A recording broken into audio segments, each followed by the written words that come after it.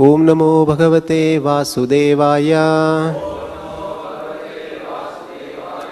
Reading from Srimad Bhagavatam, 3rd Canto, 14th Chapter, text number 19. Yamahuratmano hiyardam Shreyas kamasya manini Yasyam swadhuram adhyasya Pumam sharati vijvaraha. Translation and purport by His Divine Grace A.C. Bhaktivedanta Swami Srila Prabhupada ki jai. Translation.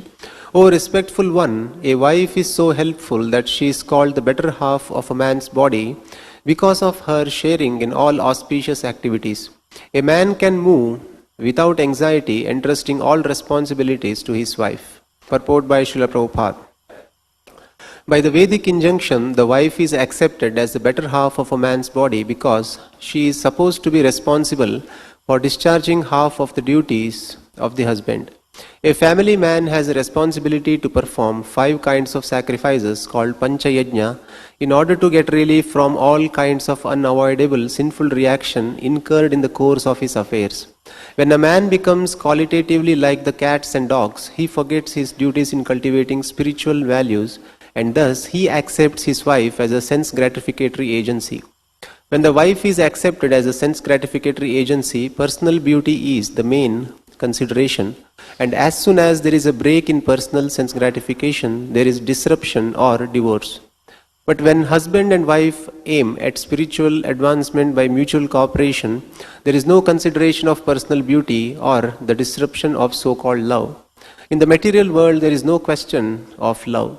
Marriage is actually a duty performed in mutual cooperation as directed in the authoritative scriptures for spiritual advancement.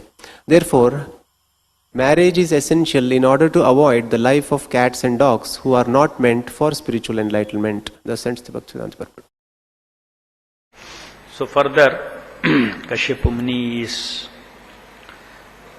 extolling the role of wife in a marriage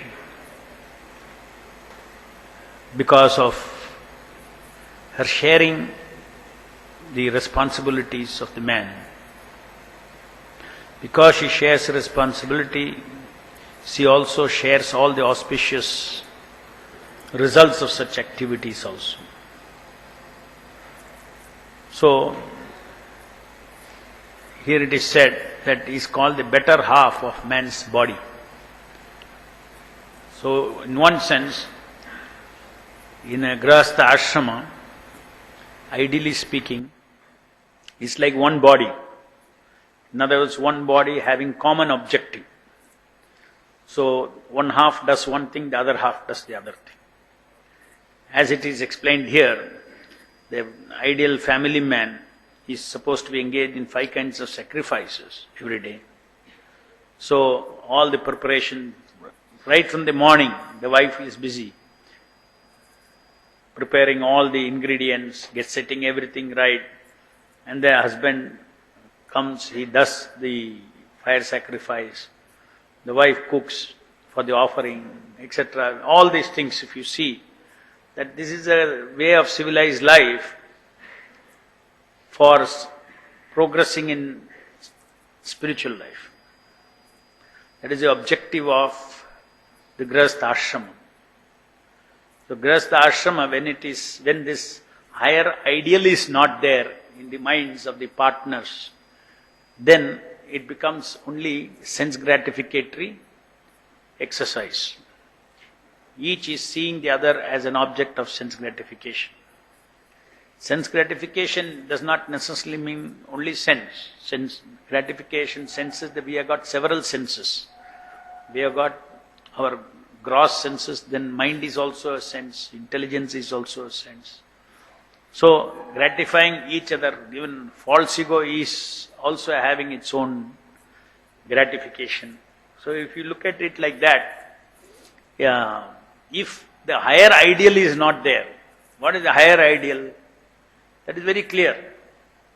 The higher ideal is that we work together to go back to Godhead, or even in a normal case, to go to work together for moksha, dharma, artha, kama, moksha, for moksha. So we as Vaishnavas, we say it's going back to Godhead. That is actually the purpose of grihasthashram.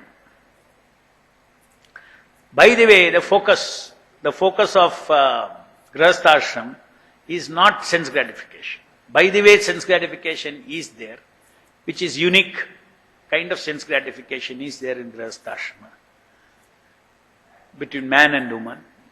That sense gratification is exchange of affection, love, all these kind of things also there. And then there is gross sense gratification, bodily sense gratification. Like this, there is a whole spectrum of gratification that happens within the grihastha ashrama. But actually, if you see, none of those things are actually to be taken gratification for the sake of gratification. Just like there is gratification everywhere. Even when you take prasadam, there is gratification for the tongue. Or a karmi, he takes food. There is gratification in the tongue.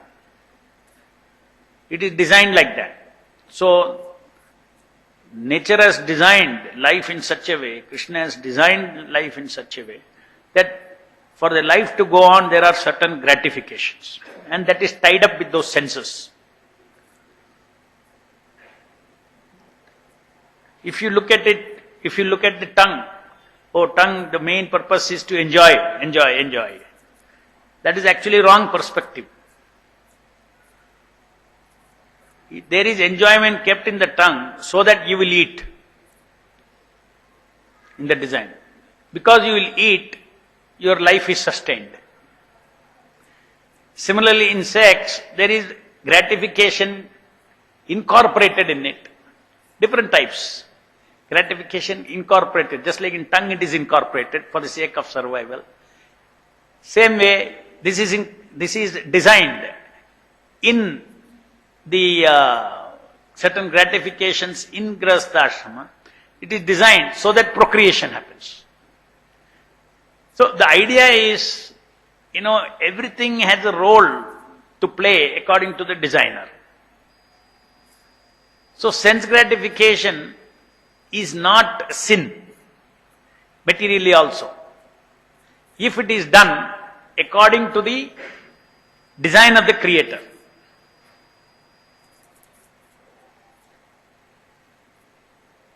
If you eat food, you have to taste. But if it is not offered, then it is sin. So gratification, same gratification. You take prasadam or as far as tongue is concerned, it is the same gratification. One it becomes sin, one is not sin, it is in line with the Lord's direction and it pleases the Lord. So prasadana dilabai.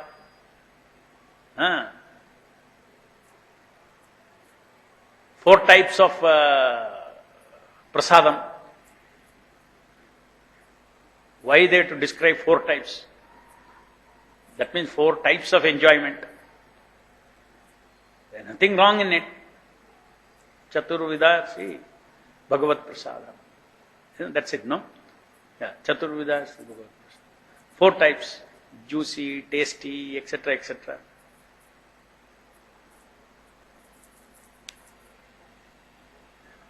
So these varieties which are encoded in our body, for body to recognize four types of tastes or four types of food, these are all, when everything is done according to the commandment of the Lord, the Creator, it will pave one's path to progress in spiritual life. Therefore, Krishna says, I am sex life according to regulative principles. Now you cut according to regulative principles, I am sex life, if you say, that's wrong. That is wrong. That is sin.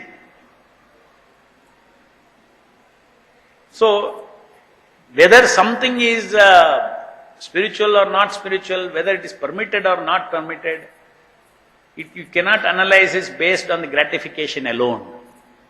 You have to base it on the time, place, circumstances and who also. For whom it is said, I am sex life according to regulative principles. You see, that is only in the Grihastha ashrama. Otherwise it is not allowed. And it is not a big thing. Just like tongue taste is not a big thing. The same way, that is not a big thing. It is meant for a purpose. It will play that purpose. How the entire paradigm of life changes. If you say that I am living to taste food, and the other statement, I am tasting food so that I live. I taste food so that I live. Because I taste food so that I will eat and I will live. For survival. Look at the other paradigm. Tongue is given for tasting, therefore I am living to taste. I am living to taste varieties of things. Purpose is gone. Lord's purpose is not that. You have concocted a purpose. That is called sense gratification. That is got sense gratification. Parallel, take the same thing, you take it in Grihastha life. Here Prabhupada clearly says a very important statement. In the material world, there is no question of love.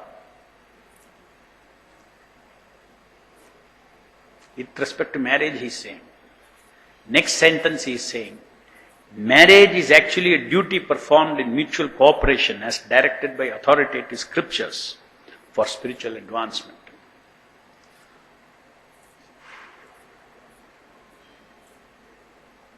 So, we know that there is no love in this material world, not because somebody is withholding love, not because somebody is selfish, because a jiva has no capacity to love like that, even if he wants. He can love the Lord. To love another human being, always there will be condition. Always there will be condition. So it is a fact that love between the living entities is always meant for a third objective. And the third objective is for pleasure of the Lord. That is constitutional. Suppose a husband, wife, Krishna is not in the picture. They have third objective. We have to buy a site, we have to make a house, we'll have to have children, then we have to educate the children. All common objective, third objective. We'll educate the children and then, they should become big in society. This standard thing for karmis. Krishna is not in the picture. So there also, if you see even material, let's talk even material, material world itself if you take. If people simply get married on the illusion of love, it's illusion. Illusion means it's not possible. There has to be, it's a contract.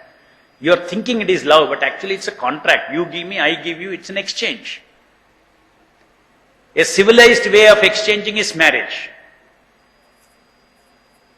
Gross to subtle things, I give, you give, exchange, that's. So it is totally actually, in one sense, it's like a business if Krishna is not in the picture. The moment Krishna is in the picture, your objective is to please Krishna. That takes the line of a mutual cooperation, a meaningful cooperation for a meaningful objective, absolute objective of pleasing Krishna. The karma is when they also, marriage also, it is a contract. That is why before getting married, you will see, what is this, what is that, whether life can go on together. Because they're meant to lead a life together. So they match. That exercise is being done. The parents, they all check out this boy, these parents check out the girls. So that what is their objective when they say, will they get along together? Objective is not Krishna consciousness, doesn't matter. Will they get along together is still the matter. So this whole idea of, love outside marriage is actually totally, it's an illusion. Even relatively it is an illusion. For some external beauty reason, one may fall in love with somebody else. As it says here. When a wife is accepted as a personal gratificatory agency, personal beauty is main consideration. As soon as there is break in personal sense gratification, there is disruption or divorce. So if the higher objective is not the reason, then the marriage will break. And that is happening here because the basis for matching has become some infatuation, some, attraction of beauty, personal form, all these kind of things. Or women is attracted by the man's intelligence, position and all these kind of things. They don't sit together. The parents there's no opportunity for parents to say that, look, she is from one social background, you are from another social background. If conflict of culture is there, you will not get along together. Possible, because everybody is brought up differently. These are all the considerations that one sees before actually the parents check all these things. So the common point in Krishna conscious marriage or Krishna conscious relationship in the material world and material relationship is, the difference is the objective. Difference is the objective. But the fact remains that there is no love in this world. There is no pure love in this world. Then what is it that we receive? It's illusory love. There is no real love in this material world. Real love means you have no unconditional. You have no conditions you are asking back. You are only offering love. You can do that only with Krishna. It's not possible. Pure love cannot be defined like that between the jivas. Krishna has to be in the center. Krishna has to be the object of pleasure in all contract between human beings, all arrangement between human beings, all cooperative arrangement between human beings. Marriage is a cooperative arrangement between human beings.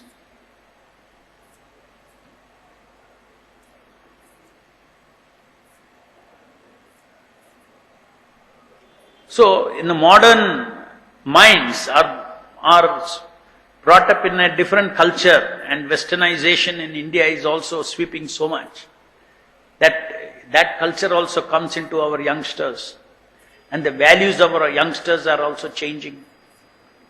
Considerably they have changed already.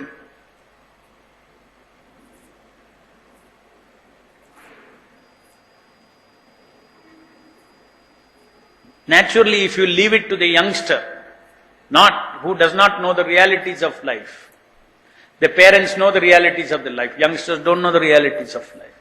For him, that time the reality is attraction, as Prabhupada says.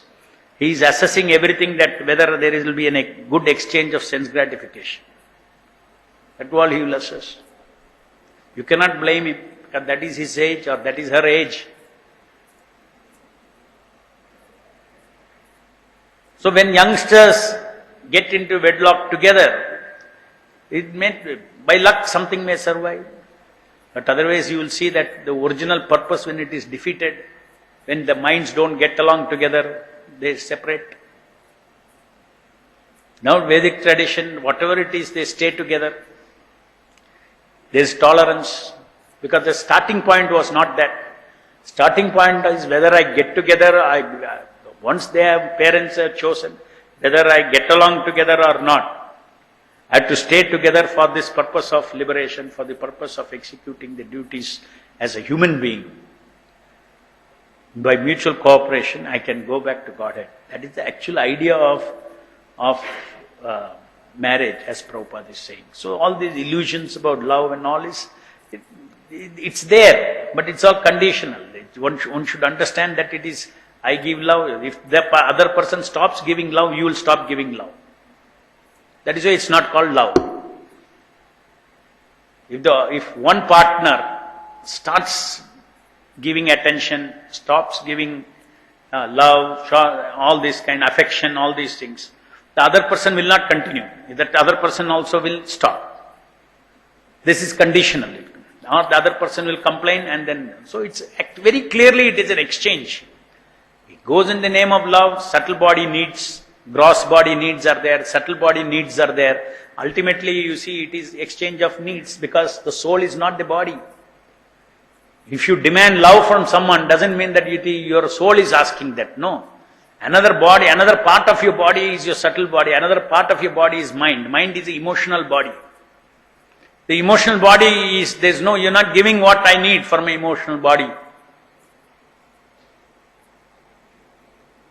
The woman may say, I don't want anything from you, but simply I want love from you. Give attention at least to the family, he should say. So that is all right, attention. That's what you want. You give me love means what? For my body. For my emotional body I need. You give me that. I don't want anything from you, but I want only love, you say. But that love is for your emotional body.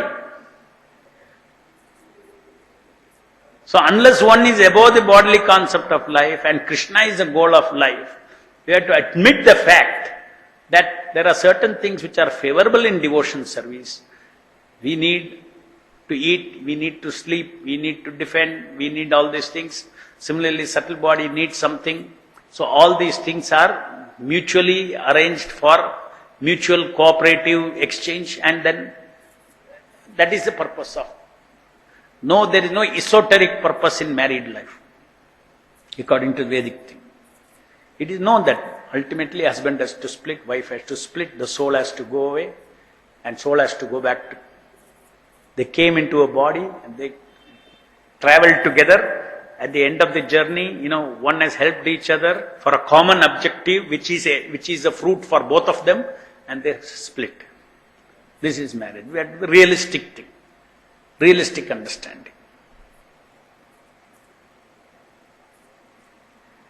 So this is a very dangerous culture, as Prabhupada says, to look at wife as sense gratificatory agency. To look at wife as sense gratificatory agency. So, an object for me to exploit. That is a very dangerous thing. That is when expectations are not met, then the husband gets agitated, he gets angry, sometimes he beats. Why he beats? Something I expected you are not giving me. Because it's sense gratificatory. You are a sense gratificatory agency for me. You have to supply me enjoyment. This is the thing. So very significant, deep statements Prabhupada has made this. When a man becomes qualitative like cats and dogs, he forgets his duties in cultivating spiritual value. This is a key thing. Again Prabhupada below also says, duty performed in mutual cooperation. There is an obligation, when you get a human form of life, an obligation to yourself.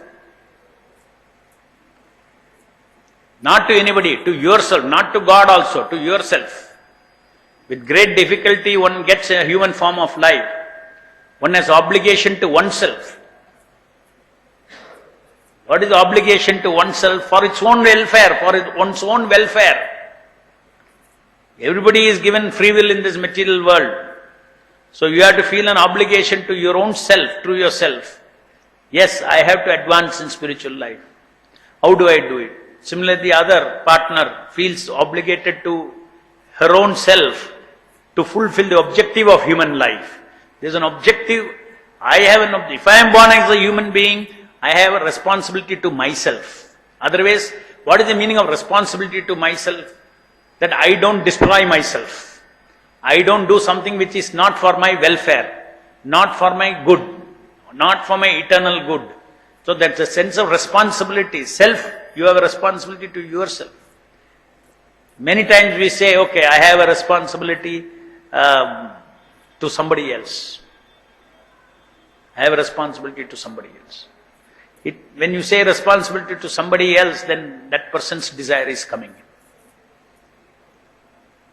But here, what we are talking is, the human form of life, if you get, there is a responsibility to your own self. To your own self to achieve the purpose of that human life. So that is the focus. If that focus, one can be in whatever ashrama or varna, one has to enter into a relationship and execute Krishna consciousness jointly. That is the purpose. Like even yesterday I explained, nobody should get into Grihastha ashram thinking that my senses are disturbed, therefore I should get into Grihastha ashram. That is not at all correct attitude. If one wants to get into Grihastha ashram, one should understand. Because then if he gets into Grihastha ashram in that mood, he will lead to frustration. Later on he will find out that why I got stuck like this, he will think. But if there is a higher objective, then it will sustain, mutually cooperate, and carry on in Krishna consciousness. So there is a risk from the man. There is in a Krishna consciousness movement, there is a risk for both man and woman. If the woman is very serious about Krishna consciousness, there is a risk that if the man is not Krishna conscious, if he is having a sex gratificatory paradigm, and it works the other way also. Man is risking, if the woman is in a sense gratificatory paradigm, what will happen?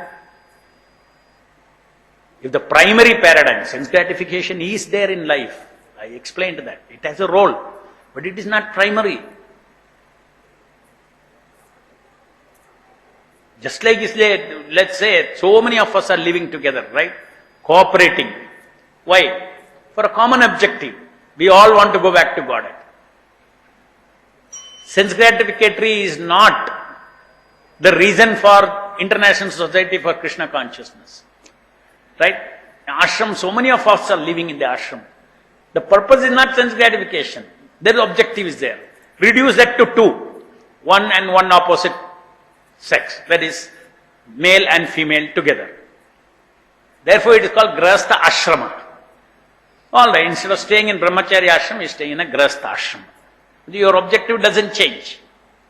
The same objective which was there in the Grihastha Ashram is there, that's all. In the Brahmacharya Ashram, same spirit is there, how to make advancement in spiritual life. Companionship, helping each other. So that is the way it is. Any questions?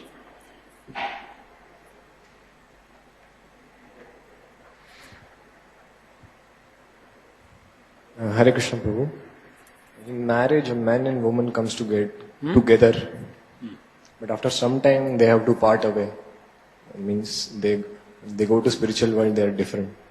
But many times I have heard devotees that if you are here, you are Krishna conscious, your center is Krishna, you get the same family in spiritual world. All this, who said all this? Same family you will get and all this.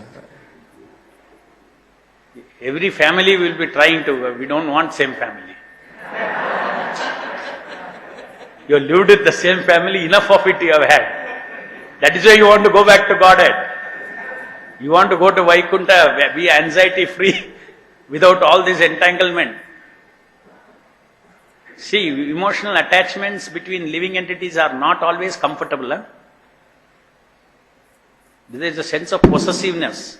In the sense of possessiveness, in the material world, the relationships are all, they are not free. There is a sense of possessiveness, you are mine. After get married only you will know. You are mine, how forcefully it will come. Each other. Sense of possessiveness will be so much. And sense of possessiveness comes, always the soul will rebel that. Leave me free. I want to do what I want, the husband will say. Wife will say, I want to do what I want. So every emotional attachment in the material world, anybody who is spiritualist, gradually he realizes that I have to become free from all this attachment. It is not to encourage. That is why it is a means. Marriage is a means for liberation, for moksha. It is a means for liberation. So, what is the question? So, that's not true. That statement is not true.